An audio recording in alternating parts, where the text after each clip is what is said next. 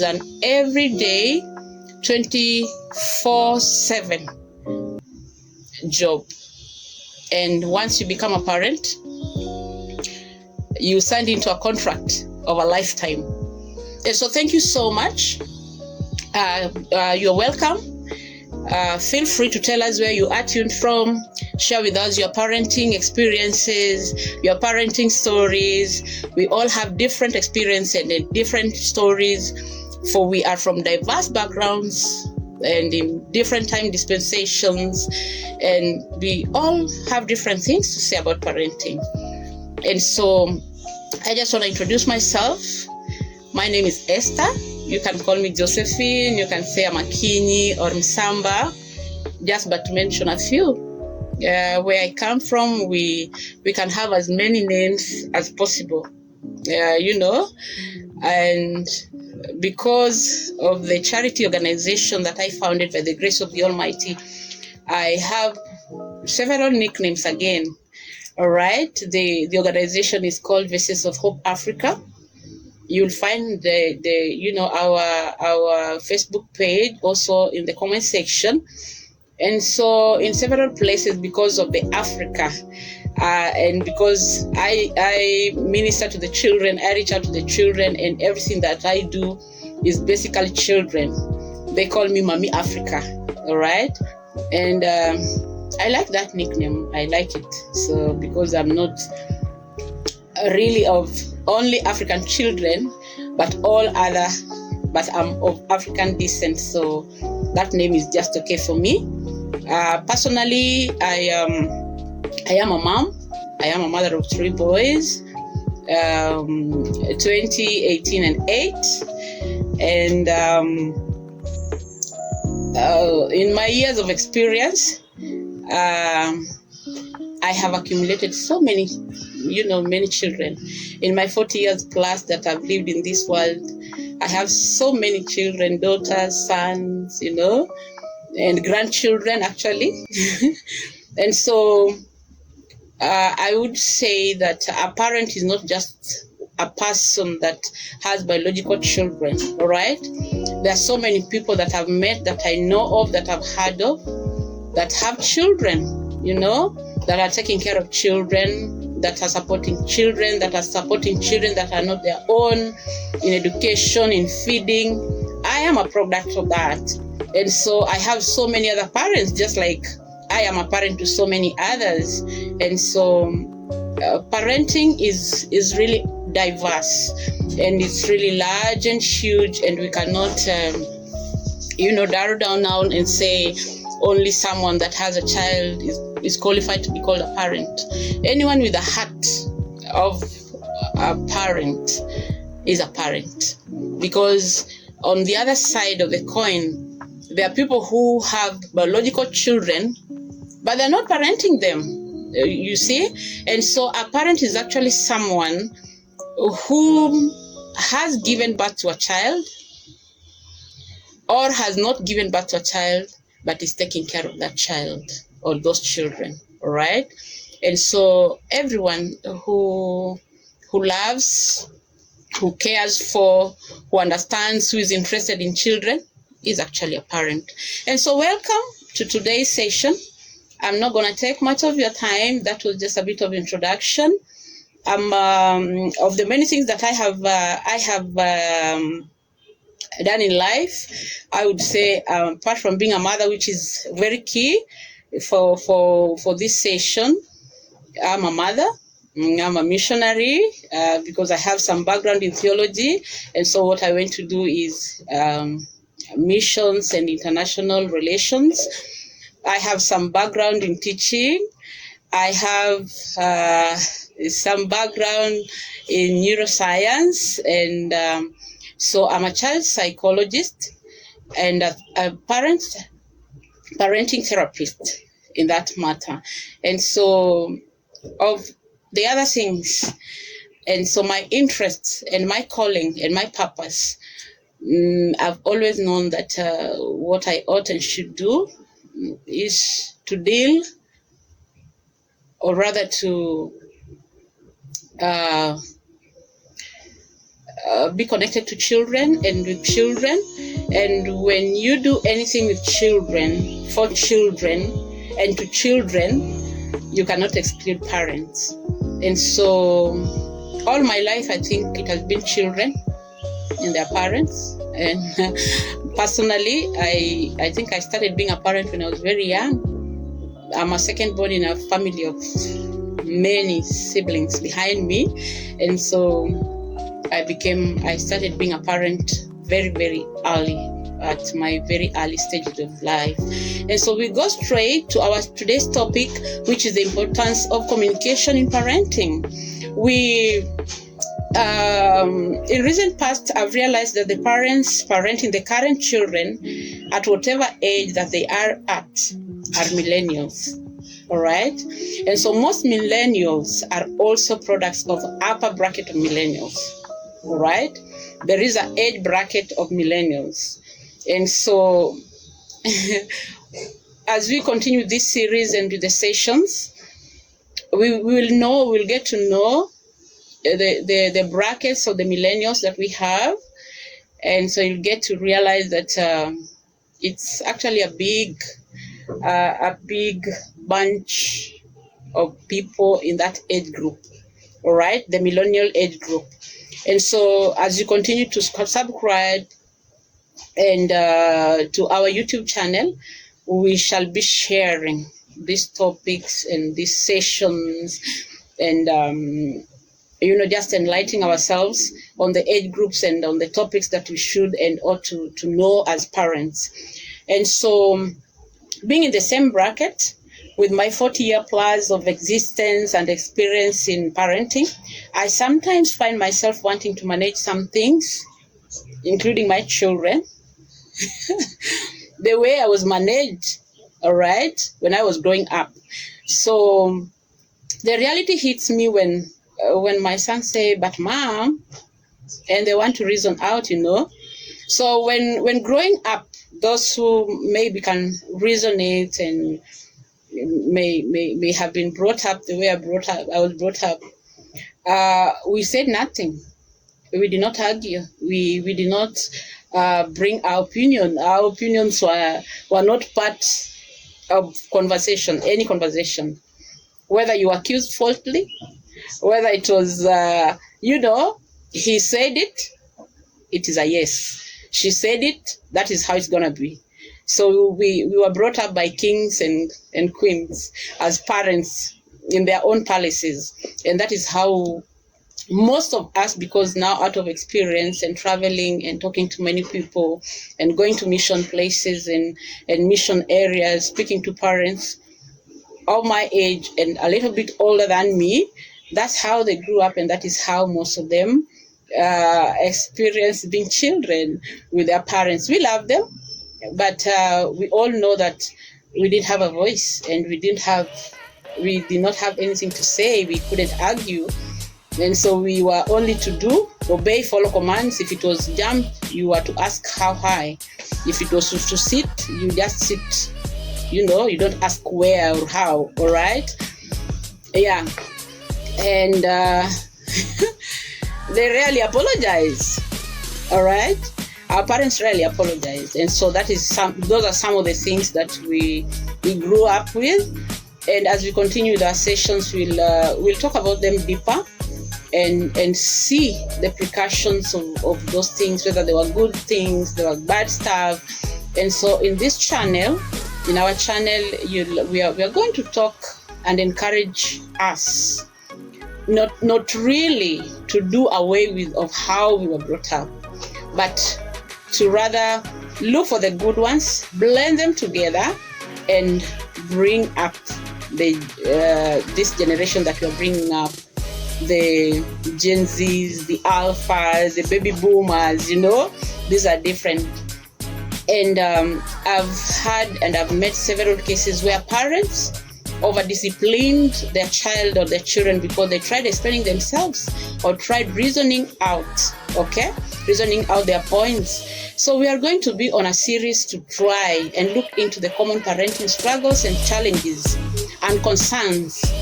And one of the struggles is apparently and definitely communication.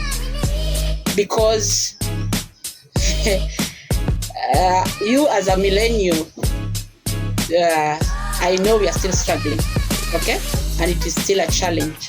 Having a 2-year-old or a 1-year-old say, Mom, but this is how it's supposed to be, Mom, this is how, Dad, but I'm gonna go and do it anyway, And so I know those are some of the challenges that we are going through, and some of us are not enjoying parenting. And some of us are going through very hard times, parenting, challenging times. Some are going through exciting times because, as I said, we come from different backgrounds, from different households. But the truth is that each one of us, we all have challenges as parents. Many times I've been in seminars and I've been in workshops. I spend most of the time with women, mostly because most of the times it is women that spend most of the time with the children. And so we have several and common challenges and struggles of bringing up this generation of children that we're bringing up. And so I want to bring to our attention that there are several aspects of communication, and today we are only going to talk about one on this first session. And we are going to look at the aspect of effective communication. And in effective communication, we say it has to be intentional. Okay? You have seen an issue, you have raised a concern, and you want to talk about it. You should talk about it. I don't know how you handle it, but we are encouraging, and today we are teaching about communication. And so you should talk about it. That which that child, that boy, that sweet baby girl is doing, and you don't feel comfortable, and they make you scream, and they make you run in the corridor of the house, and you grow crazy, and at night you go to bed and you feel like, oh my goodness, the whole of my body is aching. And daddy doesn't understand. They think that the whole day you have just been there and they don't know what you went through. Or mommy doesn't understand, because we also have to accept that we are in a time that we have stay-home moms and stay-home dads. And so depending on whom is staying home with the children and whom is in charge of the children, we are going through sessions, we are going through struggles. And so on effective communication, we have something we call active listening. Put that child down, and because you've raised this issue, listen, and listen good.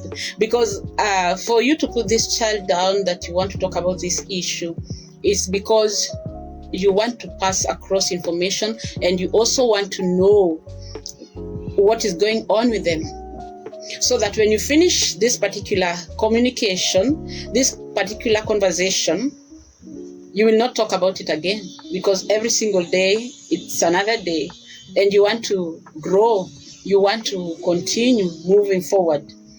And so active listening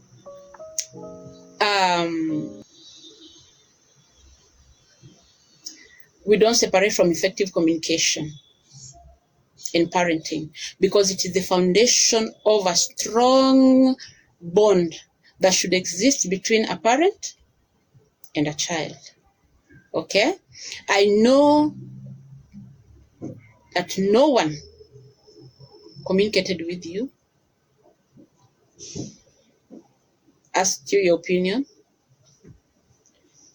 cared how you felt. You did that mistake, and you are told to sleep down, to receive your strokes. You are given permission not to eat, maybe. I don't know how your punishments were. But communication will help you build trust, resolve conflicts, foster emotional intelligence that is not just for them, but also for your own peace of mind. All right? So therefore, always remember that when you finally take to the root of that problem, or whatever it is, the aspect of active listening is key. Okay? So your agenda should be precise, short and straight. The 0 to 8 years have a very, very minimal listening span. 5 to 10 minutes. If you talk and talk, at 9 minutes, they're not listening. They're looking at your hair, they're looking at your teeth, they're looking at your glasses, they're looking at your earrings. You're talking to yourself.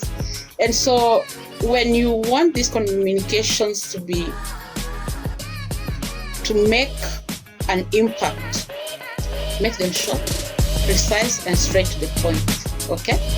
And create a conducive environment that will allow both of you to really talk.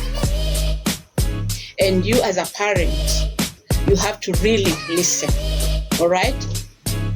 Put away your phone, switch off the TV, remove anything around them that can distract.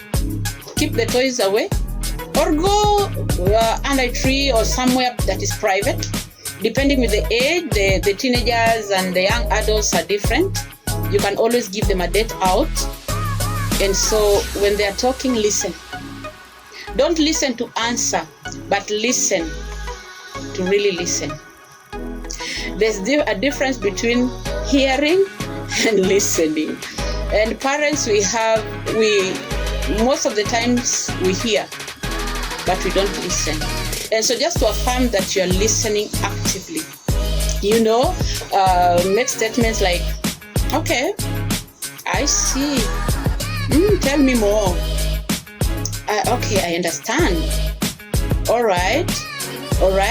And so respond with genuine interest, all right? And also try and reflect on their feeling.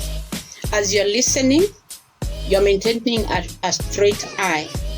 However hungry you could be, mommy or daddy, however hungry you could be, maintain eye contact and always try to be calm. Maybe that mistake is the kind that if you are in your own power, you can't even tell someone what you'd have done to that child. But always try to be calm. Keep your calm. Maintain your voice. Don't scream. Don't shout. One of the qualities that we pray for and we desire and we seek every single day of our lives the moment you become a parent is self-control. Because if you do not practice self-control and anger management, then communication will not be one of the things that we'll be talking about. Because depending with the age group that you're handling and you're talking with, the young ones, 0 to 3 years, they listen when, even if you remove every distraction around them, they will always get something to do. They have their fingers, all right? They have their knees. They will always get something. But trust me, they're listening. They can hear you. And so when they start to talk, they will be doing those movements. But always try and say, I'm hearing you. Can you look at me when you're talking? Can you tell me more? Ben, what happened? Okay, and then why? Try to actually be in that place, okay? When she tries to touch the fingers, you can even also help him or her touch the fingers so that the child feels like you're in the same level and what you're doing is the same, and you're really listening and you're interested in what is going on in that meeting. So let them feel like the way you'd feel that if someone had a grievance with you, you'd like them to sit you down, definitely. For married couples, even not married couples alone, family unit communication is key, and active listening. These days, sometimes I really get annoyed and pissed off that you are talking to someone and before you realize it, they can only concentrate for 2 minutes. And before you realize it, someone pulls off their phone and they're on it and they're saying, And I'm telling you, if you try that with the young ones, you show them that is what they do. Children learn more by what you model. You show them how you want them to treat you. And so if you are talking to them and you're on your phone, they will also look for something else to do when they're talking to you. And so the communications should be very, very intentional. The listening should be very active for the few minutes that you've given them, depending with the age, I said. All right. And so 0 to 8 years, 5 to 10 minutes, that meeting should be that short and precise, to the point, and to what it should be. Okay. And so the other thing is be specific. All right. Be specific on the message that you want to pass through. What is it that you want to pass through? Make that clear. Let them know that starting today, you are not going to repeat that conversation again. And you're not going to talk about what you have talked about again. And so when you are giving your expectations or concerns, do not give ultimatums. And especially with boys, they love that. They love challenges. If you give ultimatums, they will want to try again so that they see what will happen. That is how boys are wired. And so don't give ultimatums. Okay? What you need to do, in a very calm voice, composed, please, dads, your horror voice, just hold it and just say, son or daughter, this is how it should be. I want you to tell me what will going to happen to you the next time you repeat what you did today. Let them give their suggestions first.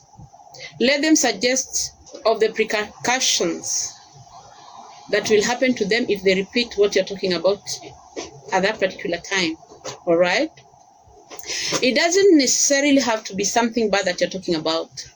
But maybe you are planning for a holiday, for example. Okay? You want to involve their opinions. So communication doesn't only have to be on negative stuff only. Communication is about everything and everything that concerns family. Maybe you have been sacked from your job, okay? And now you're going to move to a smaller house or to a different environment, to a different estate. That affects children. Or you're going to move them to go back to the village so that as you plan yourself, or you and your wife or your husband, you're getting separated and now mommy has to go away or daddy has to go away, and now this child is going to remain with one parent or is going to stay with an aunt or an uncle. So when we're talking about communication, it is not just about mistakes. It is about everything and everything that is in the family. All right? Of course, we know as adults what we cannot say, but there are things that sometimes and many times we assume that do not affect the children, and so we don't see the importance of including them and having a talk with them. Separation and divorce affects children very, very much. All right? And so they see violence. Why you and mommy always fight?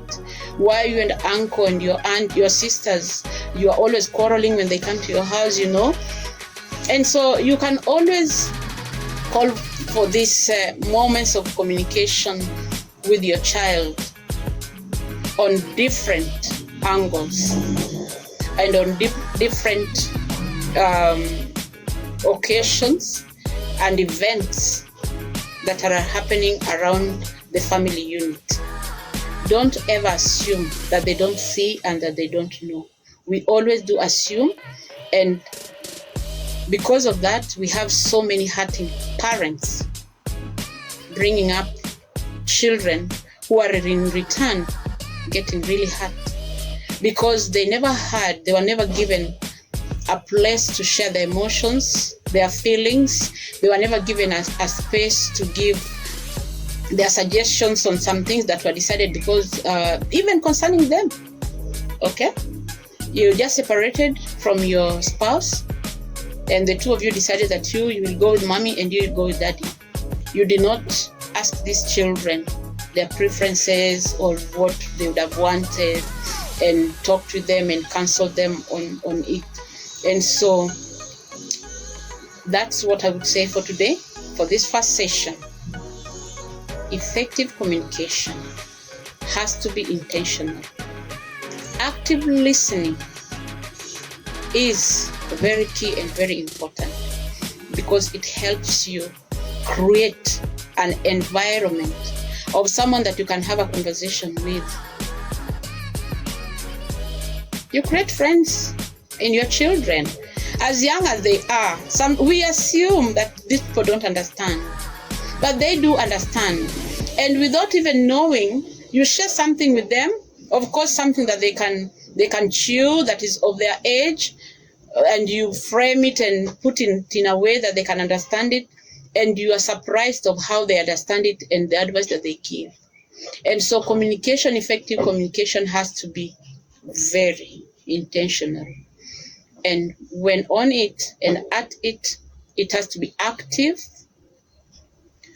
and purposeful and as smooth as possible. If at the end there's going to be a punishment, then it should be an agreement. Okay? As I said, maybe this is not the first time you're having this particular conversation on this particular topic or problem or what they have done and they've been doing it. And so because in the first time when you talked about it, you agreed on what will happen and what will happen. So you have a conversation and tell them, you remember when we met the other time? You remember what you suggested will happen and the consequences that you said would happen? And so you ask for the opinion and tell them, now it is time for that punishment. It is time for that, what you decided and gave for yourself, because we said there must be a punishment for every sin and for everything that we do that we have been told not to do and we have done it. For example, like teenagers, there's always a problem with time and friends. And so you agreed that this specific particular friend is not good for them. And you told them the reasons why this particular friend is not good for them and gave them conditions on how they should, relate with this particular friend. Or maybe time of coming home. Teenagers, okay? And so when you last had the other meeting, he told you himself that the next time he comes late, 30 minutes after the time that you agreed, he's gonna slip out of the house. Then now you tell him, you remember when we last talked? Remember you are calm, daddy? Remember you are calm, mommy? You're not losing your temper? You tell them, now you remember? You said when you come late, 30 minutes after the time that we agreed, what will happen? Let them remember. Let them not pretend that they don't remember. They can always remember. Then they say, I said I'll sleep outside of the house. Yeah. If it is not dangerous, depending on the age, make sure they what you said will happen. All right? So that they know that every decision that they make has consequences. Okay? And even in the Bible, sin has to be punished. We ask for forgiveness, but there are always repercussions, to the choices that we make. Free choice is given to everyone.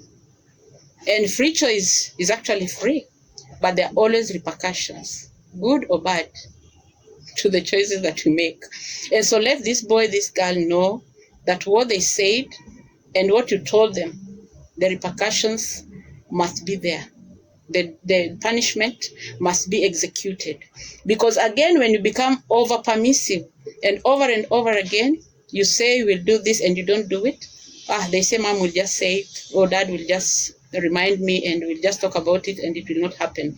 And so for you to cut that as soon as it starts, make sure that the next time it is repeated, the discipline, the punishment has to be executed. That's all for today. Thank you so much for joining us, and thank you so much for being part of this. Please kindly subscribe and like. Follow us as we continue to post several and other sessions that are following. We are going to have such debates. We are going to be inviting guests. We are going to be going to places. And we are going to do this over and over, weekly posts, daily posts, depending on how we create time and have time. You are free to invite us to your school, to your church, to talk to those parents. We go to schools, we go to communities to speak. I have a team. There is a team of mothers and fathers that are always willing to go, and so we go everywhere in Africa. And we can come to Europe, we can come to America. Anywhere you invite us, we'll come there and we shall learn together. We shall learn together, and every single day we all learn. And in parenting, as I have said, it is always a learning experience, and every experience is sweet, bitter, unique, and special. And so don't forget to subscribe, don't forget to like, don't forget to leave your comment on the comment section, your question, your suggestion, your experiences. We will really appreciate, and we will get back to you. Thank you so much, and have a good evening, a good morning, a good night, wherever it is that you are watching us from. Bye-bye.